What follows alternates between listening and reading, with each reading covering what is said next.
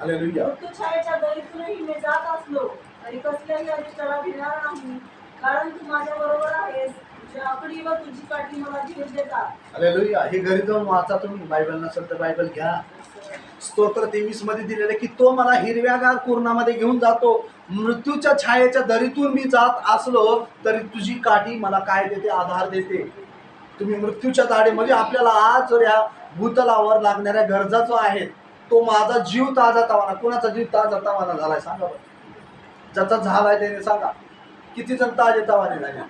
Hallelujah. ताजं तवानं व्हायचं असेल तर आपल्याला मेंढपाळाकडे येणं गरजेचं आहे. तो तुम्हाला काय कर? हिरव्यागार कुरणात म्हणजे त्या सांसारिक गोष्टीचा धनसंपत्तीचा आशीर्वाद एवढा तुम्हाला देव देईल. म्हणा हालेलुया.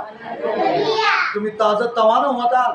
असं थकलेलं मरकुटलेलं बोंबील सारखं आपलं सुकून गेलेलं असलं जीवन देव देत नाही. कारण मेंढपाळ नसल्यामुळे सुकून गेलं बोंबीलासारखं. जेव्हा मेंढपाळ येईल तेव्हा टणटणीत माशासारखं आपलं जीवन रसभरीत होईल. हालेलुया. हिरव्यागार कुरणात घेऊन जाईल. हालेलुया.